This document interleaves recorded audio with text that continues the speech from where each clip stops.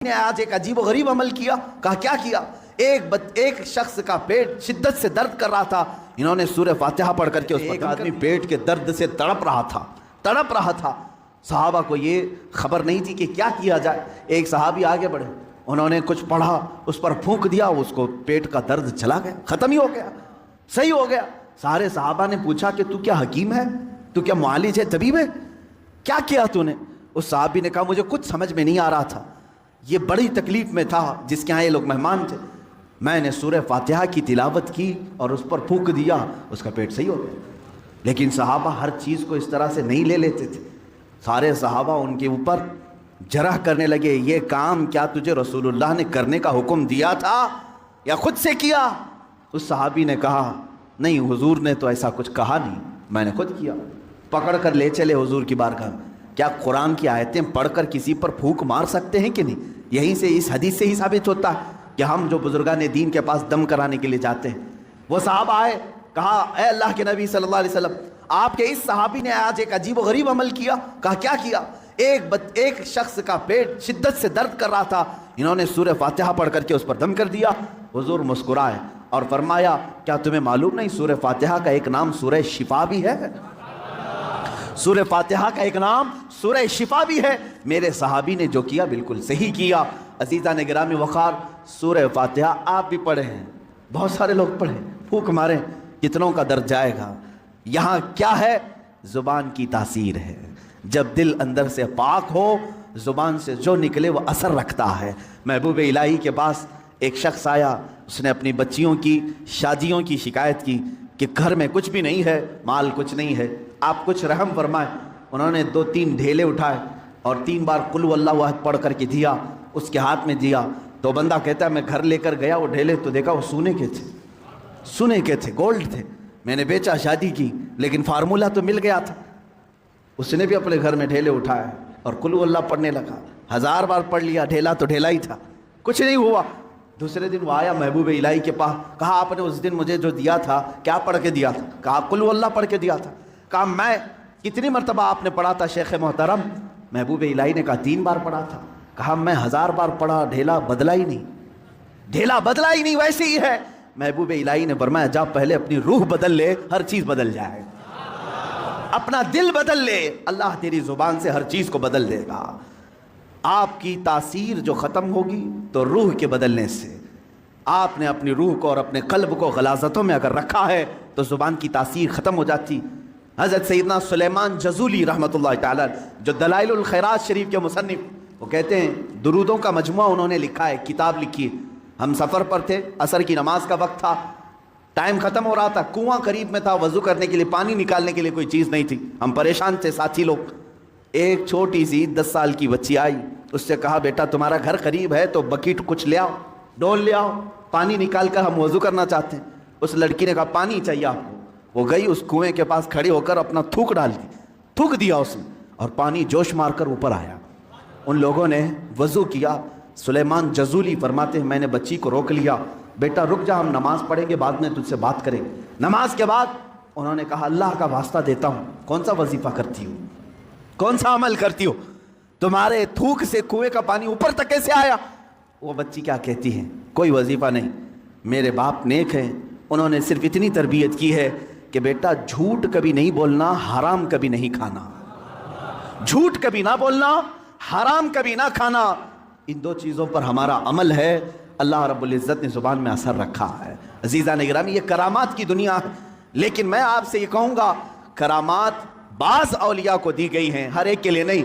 لیکن تمہارے لیے سب سے بڑی کرامت یہ ہے کہ کنویں کا پانی باہر آ جائے, سمندر کا پانی ہٹ جائے. یہ کرامات الگ ہیں. میں کہتا ہوں ایک مومن کے لیے سب سے بڑی کرامت یہ ہے تم ادھر سے زبان سے ایک کلمہ بولو, سامنے والے کا دل بدل جائے, اس کے دل میں انقلاب آ جائے. یہ تمہاری کرامت ہے, یہ تمہاری کرامت. لیکن کب ہوگا؟ جب تم خود اپنے آپ کو بدلنے کی سوچو. خدا نے آج تک اس قوم کی حالت نہیں بدلی, نہ ہو فکر جس قوم کو خود اپنی حالت بدلنے کا, نہ ہو فکر جس کو खुद अपनी हालत बदलने का। अजीज़ान गिरामी वक़ार, रसूल मोहतरम सल्लल्लाहु ताला अलैहि वसल्लम का एक मुख्तसर सा अरसा जो हमारे दरमियान रहा है पूरी कायनात में, मैं तेज़ी से आज सुना करके आपके सामने से बारगाह मुस्तफ़ा में इल्तिजा भी करूँगा। वो मक्का मुकर्रमा की सरज़मीन 14 सदियाँ पहले, आज से 1400 से 42 चल रहा है, इसको और 53 मिला लें, इसको इसके साथ और 53 मिला लें, यानी तकरीबन 1495 के साल के करीब हो गया। इससे पहले मेरे आका सल्लल्लाहु ताला अलैहि वसल्लम आज ही का दिन था जो फर्श गीती पर तशरीफ़ लाए। वो आमिना का दुर्रे यतीम, वो अब्दुल्लाह का नूर नज़र, बारगाह मुस्तफ़ा सल्लल्लाहु ताला अलैहि वसल्लम में खिराज अक़ीदत के लिए मैं बात कर रहा हूँ।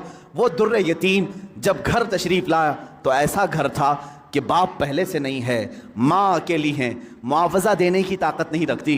दाया के हाथ में दे दिया हलीमा सादिया को, ये कह करके कि 2 साल दूध पिलाएगी, उजरत की तमन्ना मत रखना, मेरे घर में माल की बड़ी शिद्दत की कमी है। इस बच्चे का बाप नहीं, ये यतीम बच्चा है। हलीमा सादिया ले गई, लेकिन बरक़ात पे बरक़ात उन्होंने देखा है। रसूल पाक को अपने गोद में खिलाया। हलीमा सादिया कहती हैं ये आम बच्चा नहीं था, इनके आते ही बनु साद की सारी बकरियों के थन दूध से भर चुके थे और सारे बच्चे हुजूर पाक सल्लल्लाहु ताला अलैहि वसल्लम को देखने के लिए आते थे। हत्ता कि हलीमा सादिया की बेटी शैमा कहती हैं, शैमा क्या कहती हैं कि हमारे कबीले में, हमारे मोहल्ले में रिवाज था, रात के वक्त या शाम के वक्त सारी लड़कियां जो उनके उम्र की थीं, शैमा के उम्र की थी, वो कहती हैं अपने अपने छोटे भाइयों को, जिसका भाई होता लेकर के आती थी, कंपटीशन चलता था। बहन अपने भाई को दिखाकर कहती किसका भाई ज़्यादा खूबसूरत है। हर खातून, हर बहन अपने छोटे भाई की गोद में लाकर उसके नाक नक्शे बयान करती, अरे मेरे भाई की तो पेशानी बड़ी चौड़ी है, ये खूबसूरती की अलामत है। कोई कहती मेरे भाई की तो आंखें बड़ी झील जैसी हैं और ये बड़ा खूबसूरत है। हर खातून, हर बहन गोद में लिए हुए बच्चे को अपने भाई पर फख्र करती। और हज़रत शैमा कहती हैं जब इस मजमे में मैं मेरे भाई मोहम्मद को लेकर के आती, अल्लाह अल्लाह, वो कहती हैं सारी मेरी सहेलियां उठ खड़ी होती, कहती शैमा तेरे भाई के साथ हमारे भाइयों का मुकाबला नहीं, यह हमारा आपस का मुकाबला है, यह हमारा आपस का कंपटीशन है। तू कभी मोहम्मद को हमारे दरमियान न ला, इसलिए कि इसके मुकाबले में 14वीं का चांद भी शर्मा जाता है। यह बनु साद की खवातीन का कहना है। हज़रत शैमा कहती हैं उस मुकाबले में मैं कभी रसूल पाक को ले जाती तो वो एक्सेप्ट नहीं करती, कहती कि शैमा तेरे भाई के साथ हमारे भाइयों का मुकाबला नहीं। वह अहसनु मिन कलम तरक़्क़त आइनी व अजमलु मिन कलम तलिदिन निसाउ, या रसूल अल्लाह आपसे ज़्यादा हसीन मेरी आंखों ने देखा नहीं, आपसे ज़्यादा जमील किसी माँ ने जना नहीं। वो 2 साल की उम्र पाक में हलीमा सादिया दौड़ती हुई वापस मक्का ले आई और हज़रत आमिना से कहा मैंने 2 साल का अरसा आपसे मांगा था, लेकिन 6 महीने और बढ़ा करके दे दो, उजरत भी नहीं चाहिए, मुआवजा भी नहीं चाहिए। लेकिन हज़रत बीबी आमिना ने अपने पास अपने साहबजादे को रख लिया। 2 साल के अरसे में घर में कितने अफराद हैं, कौन हैं? बाप नहीं है, दादा है अब्दुल मुत्तलिब, वो भी बुढ़ापे को पहुंचे हुए हैं। रसूल पाक सल्लल्लाहु ताला अलैहि वसल्लम अपने दादा की सरपरस्ती में हैं। 6 साल की उम्र में अपनी माँ के साथ ननिहाल का सफ़र किया, मदीना का सफ़र किया। उस वक्त जो यसरब था वो हुजूर का ननिहाल भी है, नानी का घर है। हज़रत आमना के साथ गए 6 साल की उम्र में, जब हज़रत अब्दुल्ला की एक कनीज़ उम्मे ऐमन साथ में है, कोई नहीं, 3 लोगों का ये काफ़िला पैदल मक्का से मदीना गया है, मदीना से वापसी हो रही है। मकाम अबवा में बीबी आमिना बीमार हुई। बीबी आमिना सलामुल्लाह अलैहा इतनी शिद्दत से बीमार हुई कि वो चल फिर नहीं सकती थी, उसी रास्ते में वो रह गई। और उसके बाद अपने नूर नज़र को करीब बुलाया और कहा ए मोहम्मद मेरी आखिरी सांसें हैं। 6 साल की उम्र पाक में रसूल पाक सल्लल्लाहु अलैहि वसल्लम ने अपनी माँ की आंखें बंद की और उनकी रूह कब्ज़े उनसरी से परवास की। वो 6 साल की उम्र में अपनी मुक़द्दस माँ का जिस्म मुबारका उठाते हैं, कब्र में दफन भी करते हैं और अपने वालिद की कनीज़ के साथ वापस मक्का आते हैं। अब कौन था इस मोहम्मद अरबी के साथ? न बाप है न माँ है, वो दुर्रे यतीम, पूरी कायनात के यतीमों का आका बना है, पूरे यतीमों का मावा व मलजा बना है। लेकिन अल्लाह ने उसे दुर्रे यतीम पैदा किया। जब 8 साल की उम्र हुई दादा का भी इंतकाल हो गया, अब्दुल मुत्तलिब भी दुनिया से चले गए। अब कौन था सिवाय एक चचा के, अबू तालिब के? अब कोई नहीं था। आपकी सरपरस्ती में रहे। जहाँ तक बात आती है अबू तालिब की, मैं कहूँगा बड़े अदब के साथ, ऐ लोगों, इस इख्तिलाफी मसले में कभी ابو طالب کے کفر کے متعلق اصرار کرتے ہیں کہ وہ کافر تھے، بعض لوگ ایمان کے متعلق، لیکن جو حقیقت ہے وہ اللہ کے حوالے کرو، اللہ کے حوالے کرو۔ رسول پاک صلی اللہ تعالیٰ علیہ وسلم کو انہوں نے جان سے زیادہ تربیت کی ہے، یہاں تک کہ مکہ والوں سے انہوں نے کہا تھا، جب رسول پاک نے اعلان نبوت کیا تھا، ابو جہل، عتبہ، شیبہ سب نے آ کر کہا ابو طالب اگر یہ تیری نگرانی میں نہ رہے تو ہم اس کا کچھ سے کچھ کر دیں، تو محمد ہمارے حوالے کر دے۔ جانتے ہو ابو طالب، مجھے بڑی تکلیف ہوتی ہے جب سرے سے کوئی آدمی ان کو بالکل کافر مشرک گردانے، میں کہتا ہوں کف لسان تو کرو، زبان کو روک تو لو، جو معاملہ ہوگا قیامت کے دن دیکھا جائے گا۔ حضور کے چچا ہیں لیکن عشق کی بات تو دیکھیں، وہ مکہ والوں سے کیا کہتے ہیں؟ کوئی محبت کرنے والا ہی یہ جملے کہہ سکتا ہے۔ مکہ والوں سے انہوں نے کہا اے مکہ والوں سن لو، تم اگر میرے ایک ہاتھ میں چاند رکھ دو، دوسرے ہاتھ میں سورج رکھ دو، تب بھی میں محمد تمہارے حوالے نہیں کر سکتا۔ یہ ابو طالب کے الفاظ تھے جو رسول پاک کے لیے انہوں نے فرمائے تھے۔ میں ادب سے کہتا ہوں لیکن پھر ساتھ میں ایمان و کفر کا معاملہ اللہ کے حوالے کرتا ہوں، اس لیے کہ اس پوری قوم کو نہ جنت دینا ہے نہ دوزخ دینا ہے، نہ قیامت کے دن تمہارے ہاتھ میں فیصلہ ہے نہ میرے ہاتھ میں فیصلہ ہے۔ ابو طالب جنت میں جائیں گے کہ جہنم میں جائیں گے، میں کون ہوتا ہوں فیصلہ کرنے والا؟ نہ اعلیٰ ملائکہ میں سے ہیں ہم، نہ فرشتوں میں سے ہیں، بلکہ اللہ رب العزت کے حوالے ہے یہ فیصلہ، ہر ایک کے جنت و دوزخ کا فیصلہ۔ بہرحال 12 سال کی عمر میں ابو طالب نے رسول پاک کو اپنا ساتھی بنا لیا۔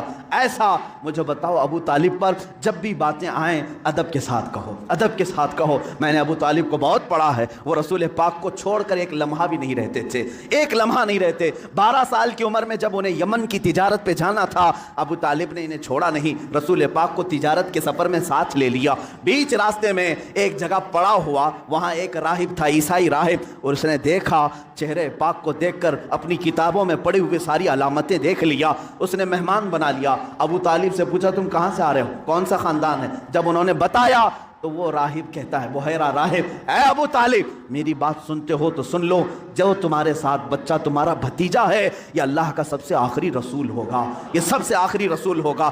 تم جا رہے ہو شام یا یمن، وہاں یہودی اس کے جانی دشمن ہوں گے، وہ بچے کو مار ڈالیں گے، قتل کریں گے، لہٰذا تم اپنی تجارت کا سامان یہیں بیچ دو اور واپس مکہ لے جاؤ۔ ابو طالب نے صرف رسول پاک کی جان کی حفاظت کے لیے پورا تجارت کا قافلہ وہاں بیچ دیا، واپس مکہ تشریف لائے۔ ابو طالب نے 25 سال کی عمر تک رسول پاک کی ایسی تربیت کرتے رہے۔ میرے آقا صلی اللہ تعالیٰ علیہ وسلم کی پرورش میں انہوں نے کوئی فر و گزاش نہیں کیا، کچھ نہیں چھوڑا۔ جب آپ کی عمر 25 سال کی ہوئی، میرے آقا کی شادی کی عمر ہے، یہ شادی کی عمر ہے، رسول پاک کو سامنے سے پیغام آیا بی بی خدیجۃ الکبریٰ کا، جو مکہ کی طاہرہ تھی۔ لوگ کہتے ہوں کہ مالدار سے شادی کیا، بلکہ آپ کو یہ معلوم نہیں، پورے مکہ میں حضرت خدیجہ کا ایک لقب مشہور تھا، طاہرہ ان کو کہا جاتا تھا۔ حضور کے پاس جب ان کا پیغام نکاح آیا، آپ نے ایکسیپٹ کیا۔